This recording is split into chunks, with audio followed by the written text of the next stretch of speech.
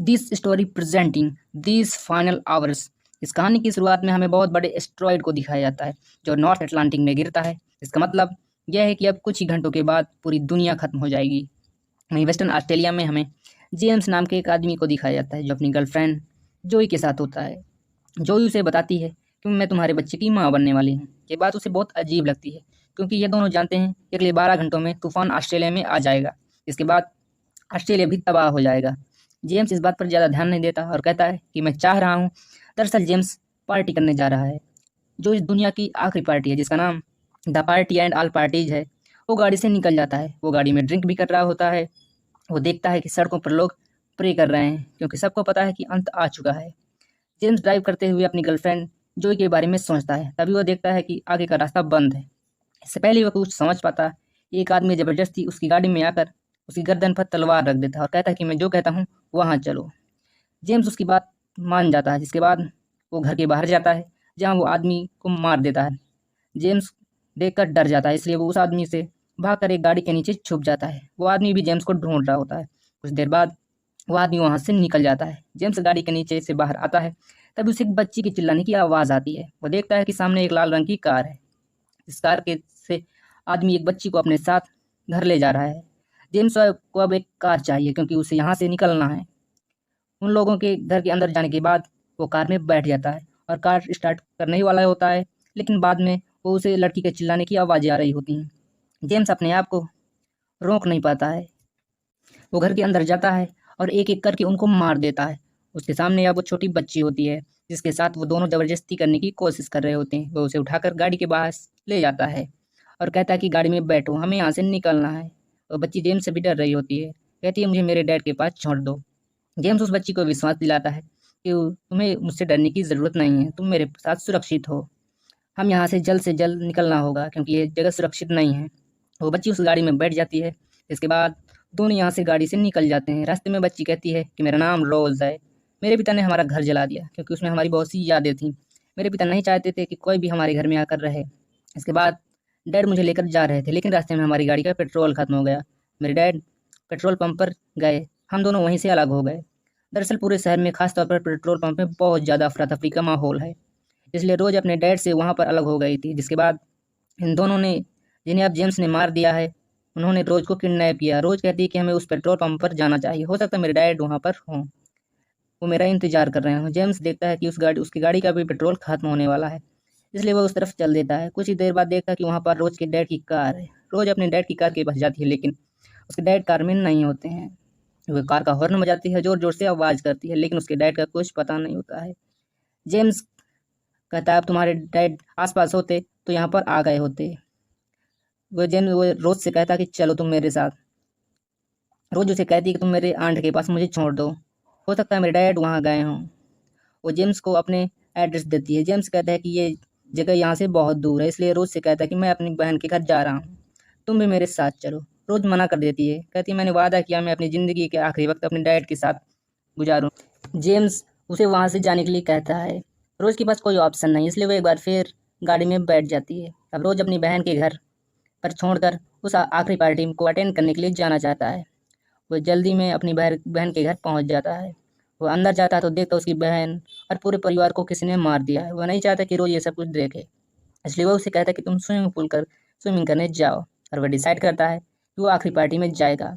वैसे भी इस दुनिया में जीने के लिए कुछ लोग ही बचे हैं। उसकी ज़िंदगी के कुछ ही घंटे बाकी रह गए हैं कि कुछ ही देर में पूरी दुनिया से इंसानियत हर वो चीज़ जो सांस लेती है पूरी तरह खत्म हो जाएगी। वह गैराज में जाता है जहाँ से वो अपनी बहन की गाड़ी से अकेला निकलना चाहता है, लेकिन रोज़ उसे देख लेती है और गाड़ी में बैठ जाती है। जेम्स उसे बताता है कि मैं पार्टी में जा रहा हूँ और कहता है कि शायद वह पार्टी में कोई ऐसा इंसान हो जो उसे जानता हो। जेम्स उसकी बात मान जाता है और ये दोनों पार्टी के लिए निकल जाते हैं। रास्ते में रोज देखती है कि जेम्स के हाथ से खून निकल रहा है। उसके हाथ पर कपड़ा रख देती है। अभी जेम्स देखता है कि एक पुलिस वाला अपने परिवार को लेकर एक लाइब्रेरी के अंदर जा रहा होता है। जेम्स रोज को देख लेकर लाइब्रेरी के अंदर जाता है। उससे कहता है कि मैं चाहता हूँ कि इस लड़की को तुम अपने पास रख लो, लेकिन पुलिस वाले की वाइफ कहती है कि तुम यहाँ से चले जाओ। जेम्स रोज को लेकर वहाँ से जा ही रहा होता है कि पुलिस वाला उसके पास आता है। वो बहुत डरा हुआ होता है। वो उसे कहता है कि मैं चाहता हूँ कि तुम मेरे परिवार को मार दो क्योंकि अभी कुछ ही देर में पूरी दुनिया खत्म हो जाएगी। वो उस डर को हम सब नहीं झेल सकते। जेम्स ऐसा करने से मना कर देता है। रोज को लेकर वहाँ से निकल जाता है और उस पार्टी में पहुँच जाता है जहाँ पर वो जाना चाहता था। यहाँ पर बहुत सारे लोग होते हैं, वो एंजॉय कर रहे होते हैं। इस पार्टी का जो होस्ट है वो जेम्स का दोस्त है। कभी उसकी बहन उसकी गर्लफ्रेंड हुआ करती थी। वो वहाँ जाती है और जेम्स को अपने साथ ले जाती है क्योंकि वह उसके साथ इंटीमेट होना चाहती है।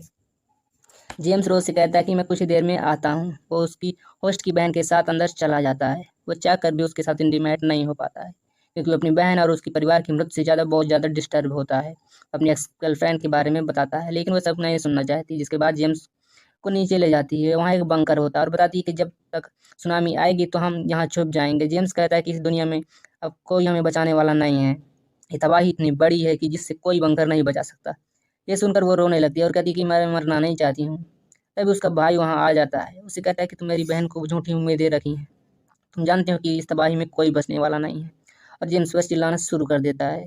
जेम्स ऊपर पार्टी में वापस आ जाता है जहाँ देखता है कि रोज को किसी ने नशीली दवाएं दे दी हैं। उसकी तबीयत खराब हो रही है इसलिए रोज को लेकर वो वहाँ से एक गाड़ी से निकल जाता है। वो रोज को लेकर अपनी माम के घर जाता है। उसकी माम कहती है कि इतने वक्त बाद आए हो, वो भी ऐसे वक्त जो आने का अब कोई फ़ायदा नहीं है। वो अपनी बेटी यानी कि जेम्स की बहन के बारे में पूछती है। जेम्स कोई जवाब नहीं देता है। बताती है कि एक दिन पहले वो उसके घर गई थी। उन्होंने दरवाजे को नॉक किया था लेकिन दरवाज़ा किसी ने नहीं खोला था। वो उसके घर के छोड़कर जा चुके हैं। दरअसल वो अपनी माम को नहीं बताना चाहता कि उसकी बहन और उसका परिवार अब इस दुनिया में नहीं रहे हैं। जेम्स की माम पूछती है कि वह लड़की कौन है। जेम्स कहता है कि वो अपने पिता से अलग हो चुकी है। वह सिर्फ उसकी मदद कर रहा है। ये पेट्रोल चाहिए क्या? गैराज में पेट्रोल है, उसकी माँ कहती है। जिसके बाद वो गैराज में जाता है और पेट्रोल निकाल लेता है। तो अपनी गाड़ी का टैंक फुल कर लिया। इसके बाद वह रोज को एक बार फिर अपनी गाड़ी में बैठाता है क्योंकि अब उसे उसके घर ले जाना चाहता है। जाने के बाद वो आखिरी बार अपनी माँ को देखता है। इसके बाद वो रोज को लेकर उसकी आंट के घर पहुंच जाता है।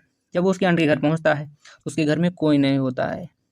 जल्दी से जेम्स उसके घर के पास एक डेड बॉडी मिलती है जिसकी जेब में रोज की फोटो होती है। वो समझ जाता है कि रोज के पिता हैं और रोज भी उसकी तरफ आना चाहती है लेकिन वो रोज को मना कर देता है।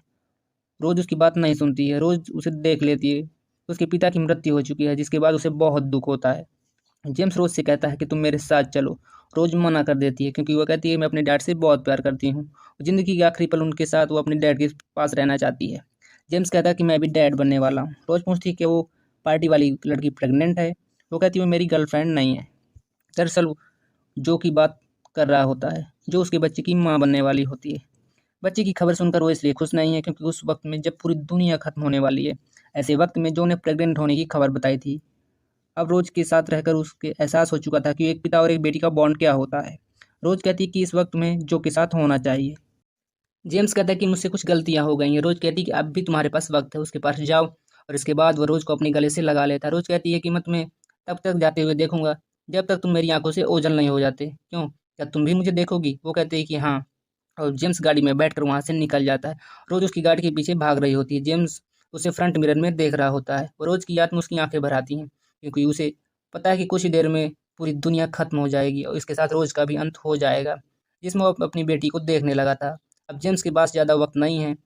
वो ड्राइव करके जा ही रहा होता है पर रास्ते में उसकी गाड़ी का पेट्रोल खत्म हो जाता है। दुनिया खत्म होने में अब कुछ ही मिनट बचे हैं। वो भागता हुआ बीच हाउस की तरफ जाता है। बीच हाउस में पहुंचने के बाद देखता है कि वहाँ पास जो नहीं है। तभी वो समंदर की तरफ देखता है जहाँ पास जो खड़ी होती है।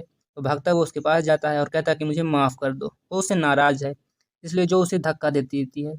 उसे समंदर की तरफ दिखाया जाता है कि जहाँ से आग की लपटों के तूफान यानी सुनामी इन्हीं की तरफ बढ़ रहा होता है। इन दोनों को पता है कि ये ज़िंदगी के आखिरी कुछ पल हैं। जो कहती कि तू मुझे अकेला छोड़ दिया था। इसके बाद वो जो को अपने गले से लगा लेती है क्योंकि यह दोनों ही एक दूसरे से बहुत प्यार करते हैं। वो आकर इस तूफान तक पहुंच जाता है जिनके साथ पूरी दुनिया खत्म हो जाती है।